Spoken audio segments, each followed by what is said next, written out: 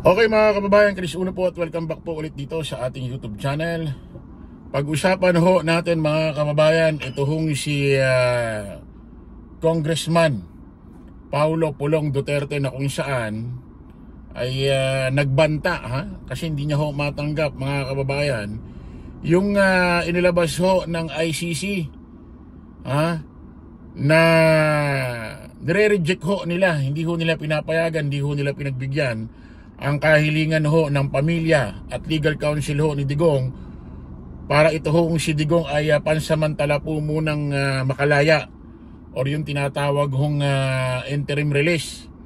Ang problema rito mga kababayan, kahit ho pagbigyan ho ng interim release ng ICC ito, hindi naman ho alam kung saan ho dadaling bansa kasi wala naman hong gustong umupkop.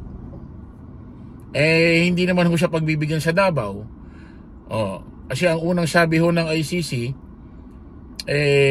kung mapagbibigyan siya ng interim release, dalhin siya sa bansa, sa ibang bansa, hindi ko sa Davao. Ayaw ko siya pagbigyan sa Davao kasi baka hindi na ho ito bumalik. Or maka-impluwensya, makapanakot ho sa mga pamilya ng biktima ng war on drugs at extrajudicial killing. At mayor ho ito doon sa Davao. Kapag nag-mayor pa rin ho sa Davao yan, kinakatakutan ho ng ICC yung ginawa niya hong pagbabanta ni Digong na kapag siya raw ay nanalo bilang mayor ay uulit-ulitin niya raw ang war on drugs. So kinakabahala ho ng ICC yun. Bukod pa ron, napakarami pa hong rason, kadahilanan kung bakit ho hindi pinagbigyan ng ICC court yung interim release na kahilingan ho ng pamilya Duterte at kampo ho nila, yung legal counsel nila. Tulad ho ng mga kung ano-ano hong binibitawang salita ho ng pamilya Duterte, especially si VP Inday Sara Duterte, sila Harry Roque at mga kung ano-ano pa mga pinagagagawa ho nila dyan, rally dyan ho sa harapan ho, labas ho ng ICC. Ngayon ho mga kababayan, itong si Pulong Paulo Duterte alias 51 billion boy, nagbanta ho, pakinggan natin mga kababayan. Congressman Paulo Duterte sa desisyon ng ICC na hindi payagan ang pansamantalang paglaya ng kanyang ama na si Rodrigo Duterte. Ang mga kaanak naman ng mga biktima ng war on drugs, ikinutuwa ang desisyon. Nasa frontline ng balitang yan, si Gio Robles. Tayo ay nagpapasalamat kay Vice President Sara Duterte. Marahil ito ang unang pagkakataon na nagpasalamat ang ilang human rights group at pamilya ng mga biktima ng war on drugs kay Vice President Sara Duterte. Mismo ang anak daw kasi ng dating Pangulong Rodrigo Duterte ang dahilan kung bakit binasura ng Free Trial Chamber ng International Criminal Court ang hiling ng kanilang kampo na interim release o pansamantalang paglaya. Teka muna, ayan ho, maliwanag Isa ho sa mga dahilan or pinakadahilan ho itong si VP Inday Sara Duterte. Nanakot pa nga ho ito mga kababayan Naalala nyo, isipin mo na andyan ka sa dahig, sa labas ho ng ICC court, sasabihin mo nananawagan ka na i-jailbreak na raw itong ICC court, kumbaga tibagin ang kulungan para makuha na si Digong.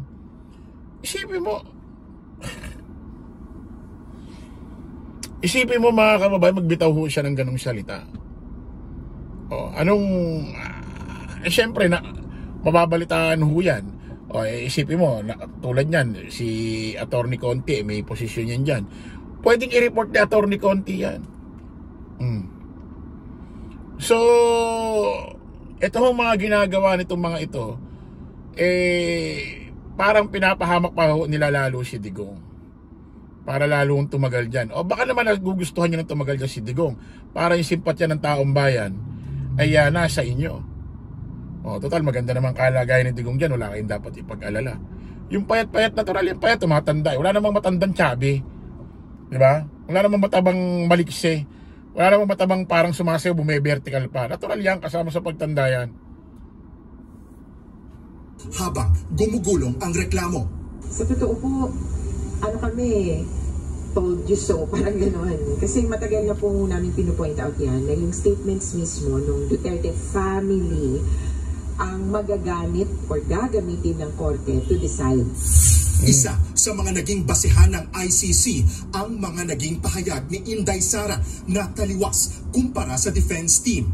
Kabilang dyan ang balak ng pamilya Duterte na iuwi sa Davao ang ama sa oras na mapagbibigyan ang interim release. Bagay na hindi tugma sa sinabi ng kanyang depensa na mananatili siya sa estado kung saan siya pansamantalang palalayain.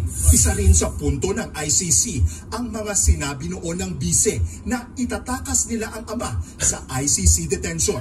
Nabuhayan ng loob ang ilang kaanak ng war on drugs victims sa desisyon ng ICC laban sa dating Pangulo na nahaharap sa reklamong crimes against humanity.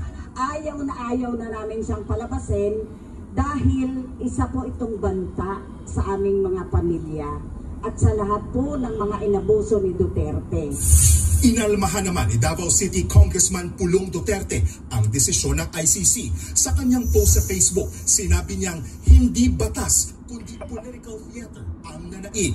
Giit ng kongresista, naging biktima daw ng political persecution ang kanyang ama. Titiyakin daw niyang mananagot ang mga anyay kumidnap sa kanyang ama. Sunod na pagdedesisyonan ng ICC ang ilang pending issue na kailangang pangresolbahin. Kasama na dyan ang matagal ng hiling ng depensa na ipagpaliban ang pagdinig dahil wala umanong jurisdiction ng ICC sa kaso laban kay Duterte. Nagbabalita mula sa frontline. O tulad yung mga word na yan, yung mga kidnap. Isipin mo kinidnap. Tapos dinala sa ICC. Ibig sabihin niya, ang mastermind ICC, dun dinala eh. At saka ito mga kabayan bakit magbibigyan pa yung interim release? Akala ko ba wala nang jurisdiction ng ang Pilipinas sa ICC. Ang ICC wala na rin jurisdiction dito.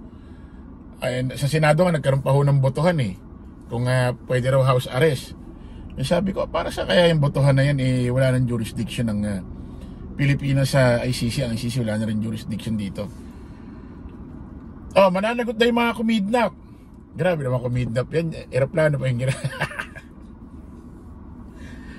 kinidnap, 12 oras ang negosasyon para madala si Digong. Kasi bago nakuha ni General Torres si Digong, papunta ho dun sa aeroplano dun na nakabang dun sa Villamor Air Base, inabot ho ng kulang-kulang 13 hours. Grabe na pangidnap yan. May mga naka-live, may mga naka-video, binabalita ng mainstream. Anong klase? Anong klase kidnap? Ano sabi ho ng palasyo mga kababayan? Pakinggan ho natin.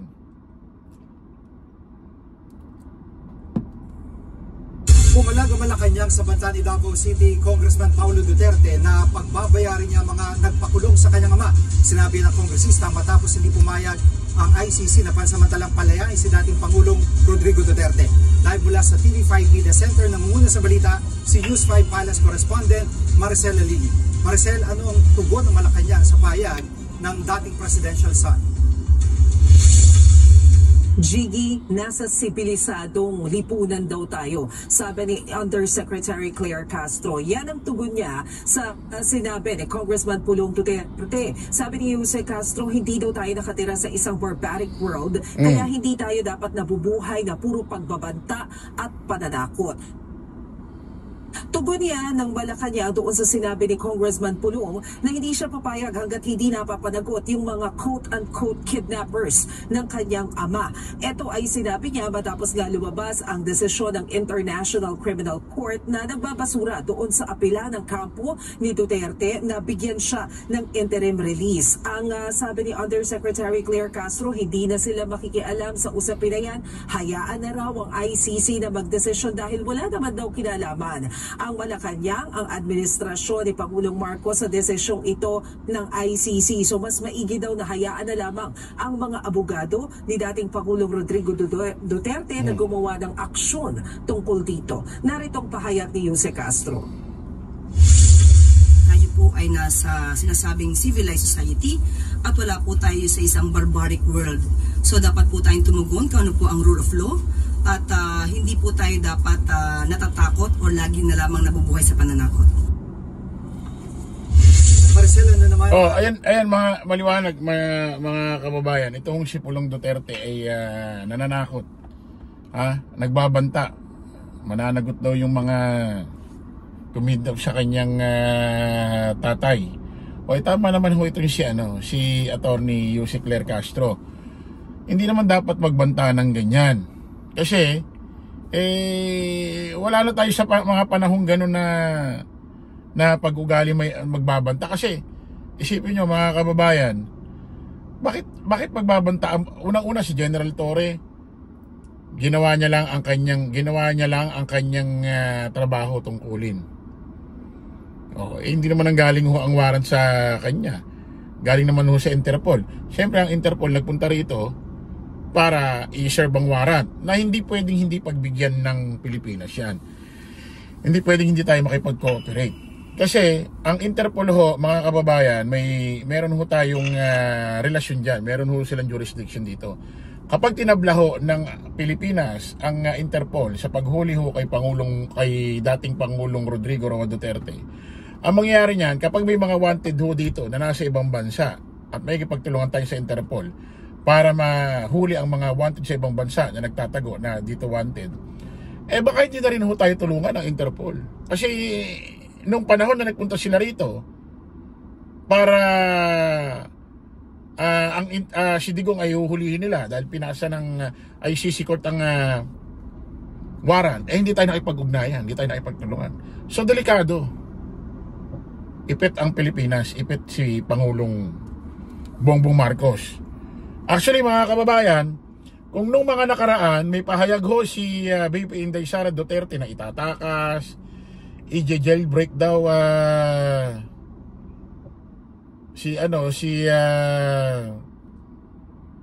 Digo yung kulungan, yung ICC para itakas si tatay niya, si Digong. Ngayon hoy, mukhang natauhan na, mukhang takot na ho si VP Inday Sara Duterte. Hindi na ho siya nag-comment. Pakinggan niyo to ha. No comment si VP Sara sa pagtabla ng ICC sa interim request ng kanyang ama. Matapos sabihin ng pre-trial chamber na isa sa mga dahilan nito ay mismong mga pahayag ng bise na nais niyang itakas si FPRRD. Ang detalye sa Agenda Weekend Report ni John Manalo. Hindi muna nagsalita si Vice President Sara Duterte tungkol sa pagtabla ng ICC sa interim release request ni former President Rodrigo Duterte na nakakulong sa The Hague dahil sa alleged crimes against humanity. Iluog ko na lang muna, ma'am, yung comment ko dito sa ICC case, no? Kasi kailangan natin maki-empathize sa mga nabiktima ng lindol at mag-sympathize doon sa mga namatayan. Matatandaan na sa inilabas na desisyon. What? Narinig niyo mga kababayan, sabi ko na reporter, ano masasabi niyo, Ma'am Vice President Inday Sara, sa ginawang pagtabla o hindi ginawang pagbibigay ng ICC sa interim relief ng tatay niyo? Ano masasabi mo, Ma'am VP Inday Sara Duterte? Ang sagot niya, i-hold niya muna ang comment. May gano'n.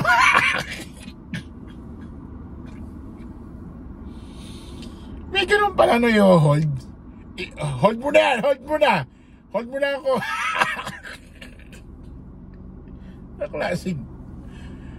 Anong klaseng speech ito? I-hold muna ang comment niya doon sa ICC sa usaping interim release na hindi pinagbigyan ng ICC. Kasi kinakailangan magbigay simpatya sa mga nasalanta ng lindol at mga namatay at biktima. Layo ng konti. Sakit, layo ng konik. Ay nako. Dapat pala mag-usap ito tsaka si Kiko Barsaga. Ano ba yan? I-hold ko muna ha. I-hold ko muna yung comment ko dyan.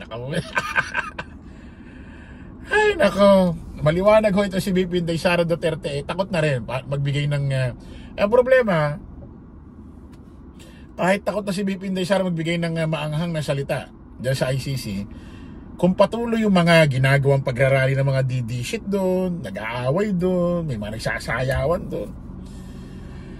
Ay, nako, baka nakakalimutan nyo, hindi ho mga Pilipino ang nandiyan dyan sa Dahig, Netherlands, ICC. Ibang lahi ho yan. Hindi ho natin alam kung paano tumakbo ang kanilang mga utak, isip. Ano? Papatay si Roque, dagdag pa yan. Kung ano ng mga pinagagawa doon, kung ano rin sinasabi sa ICC. So, wala. Yung nakulong si Digong, given na yan wala na tayong magagawa. May kaso na siya dyan, na-serve na yung warrant dahil kinasuhan siya ni Trillanes. Dapat nga yung interim release na lang asikasuhin. Kaso nga wala na pornada pa dahil sa mismo pinagagawa rin ho nila. Kita-kitso tayo sa panibagong vlog. Bye-bye po.